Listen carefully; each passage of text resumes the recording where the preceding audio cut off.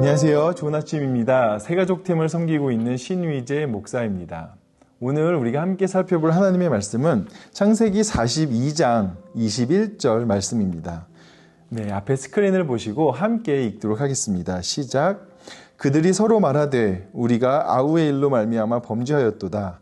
그가 우리에게 애걸할 때에 그 마음의 괴로움을 보고도 듣지 아니하였으므로 이 괴로움이 우리에게 임하도다. 아멘.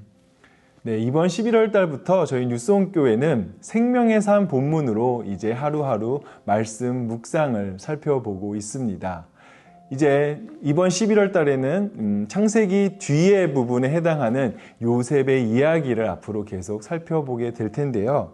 오늘은 창세기 42장 18절부터 25절까지의 내용 중에 저희는 지금 21절만 읽었지만 나중에 혹은 지금 시간이 괜찮으시다면 잠시 영상을 멈추고 혹은 영상이 끝난 뒤에 오늘 해당하는 본문을 꼭 한번 다 읽어보셨으면 좋을 것 같습니다. 오늘 말씀의 줄거리는 이렇습니다. 요셉이 애굽 땅의 곡식을 얻기 위해 찾아온 형들과 마주하게 되죠.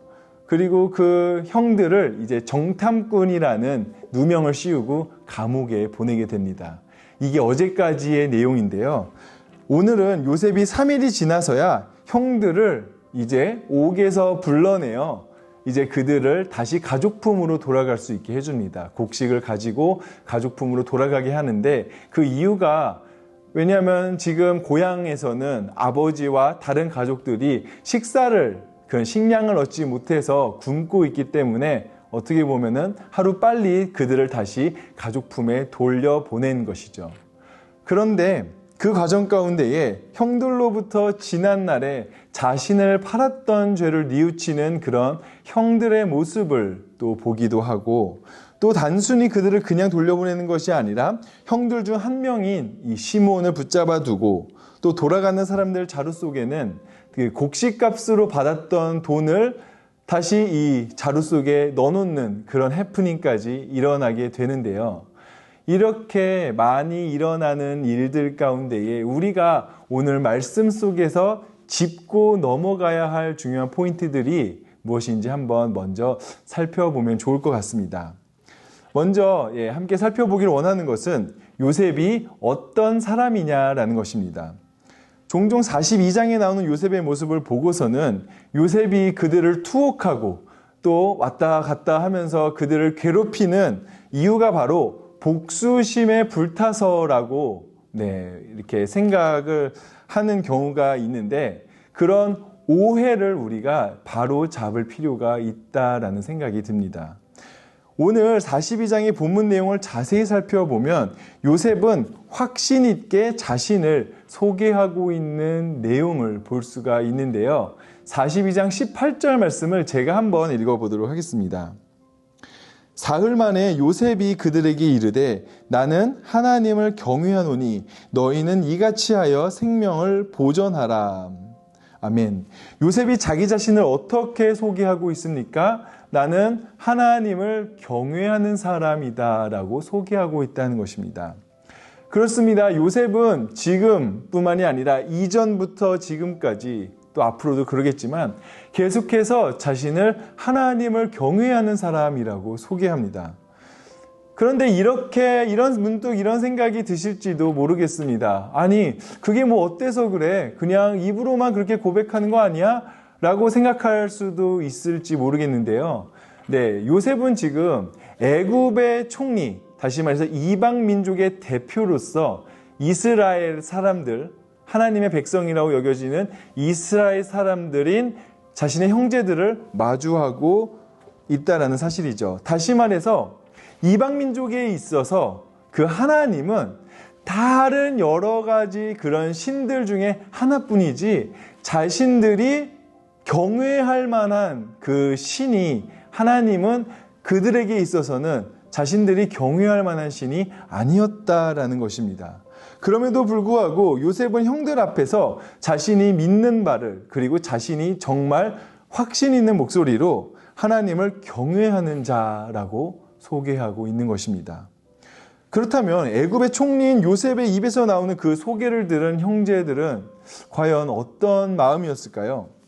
성경에는 그 모습이 자세히 기록되어 있지는 않지만 분명히 크게 놀랄 수밖에 없었을 것입니다. 왜요?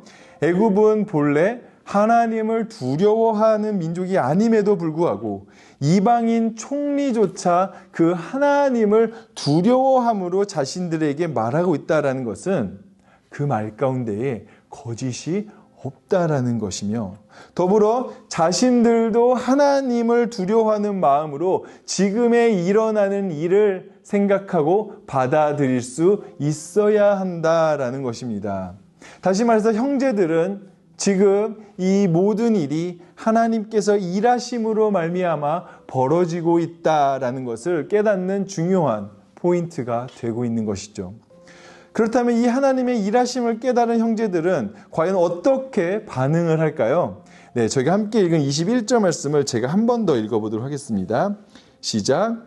그들이 서로 말하되 우리가 아우의 일로 말미암아 범죄하였도다. 그가 우리에게 애걸할 때에 그 마음의 괴로움을 보고도 듣지 아니하였으므로 이 괴로움이 우리에게 임하도다. 아멘. 그 형제들은 그동안 꽁꽁 숨겨두었던 자신들의 못된 과거의 죄악과 이제 직면하기 시작합니다. 동생 요셉의 고통스러운 애걸을 못 들은 채 하고 팔아넘긴 죄를 기억하고 인정하면서 또 그 떠올린 그 죄 범죄함에 대해 부끄러워하며 후회하고 있는 모습을 볼 수가 있다라는 것이죠. 그 모습을 지켜보는 요셉의 마음 또한 편치 않았다라는 것이 사실입니다. 그런 형들의 뉘우침을 듣고 요셉 또한 남몰래 뒤에서 눈물을 흘리고 있었기 때문이죠. 하지만 그것으로 끝나지 않습니다. 이제 요셉은 자신이 해야 할 일을 알고 있었기 때문에 그저 사사로운 감정에 휩쓸리지 않고 자신에게 맡겨진 일이 무엇인지 알고 그것을 진행했어야 됐었습니다. 그것은 자신의 동생 베냐민뿐만 아니라 아버지까지도 모든 가족들이 자신이 있는 애굽 땅에 들어오게 하기 위함이었는데요. 그것이 자신에게 꿈을 주시고 자신을 먼저 애굽 땅으로 보내신 하나님의 뜻이라는 사실을 요셉은 알고 있었고 또 점점 더 그것을 확인해가는 과정 가운데 있었던 것이었습니다.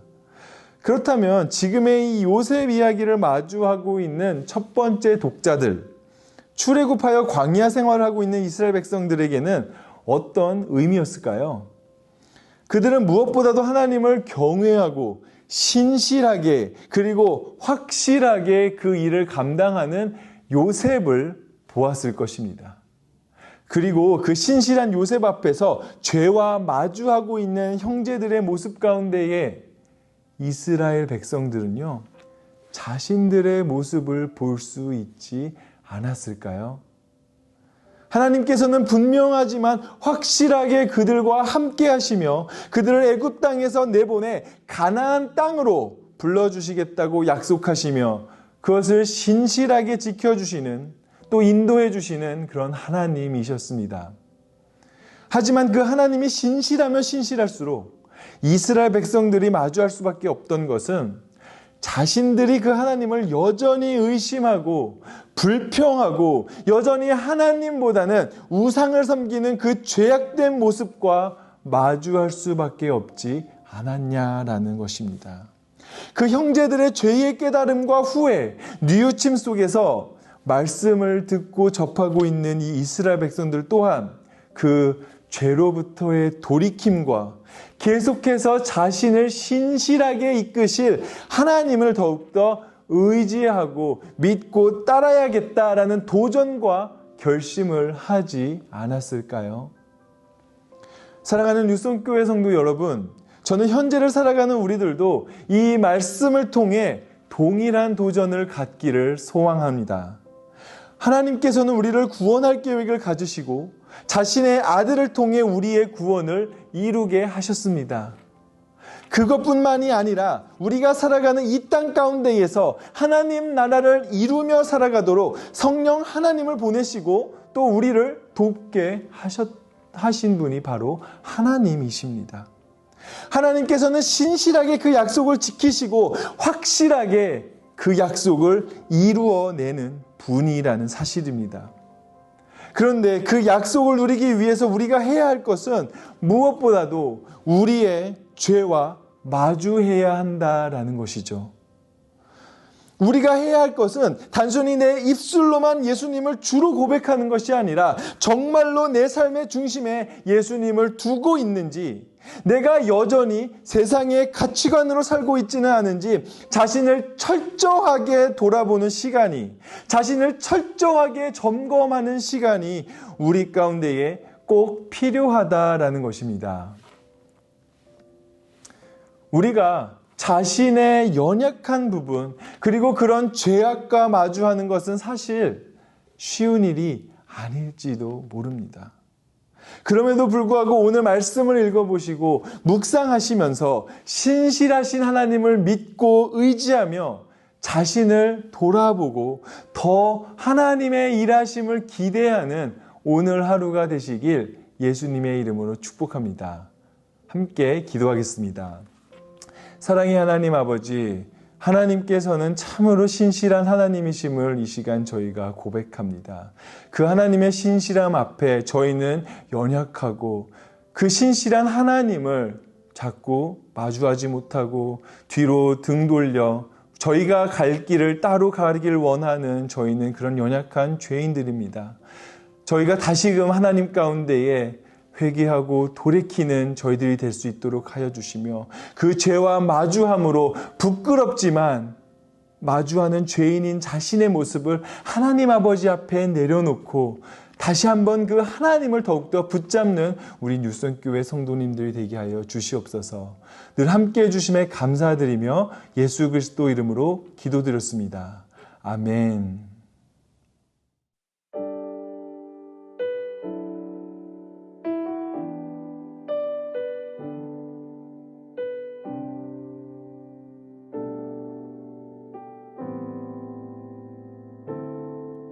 당신의 시간을 뚫고 이 땅 가운데 오셨네.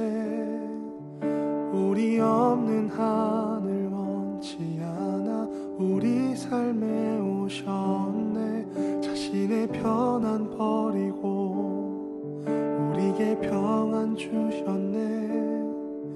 가장 낮은 자의 모습으로 우리 삶에 오셨네.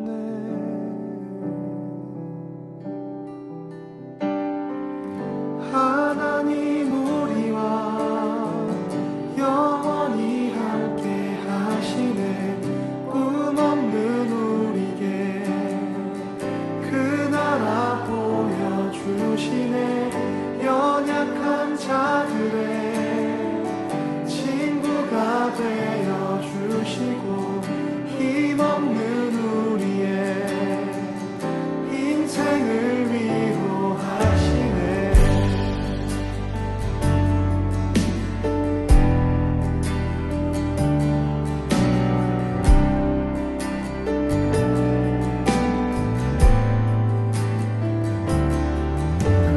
시간을 뚫고 땅 가운데 오셨네.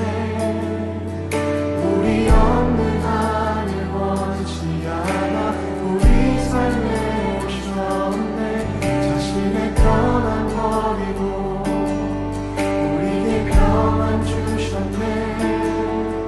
가장 낮은 자의 모습으로 우리 삶에 오셨네. 하나님 우리와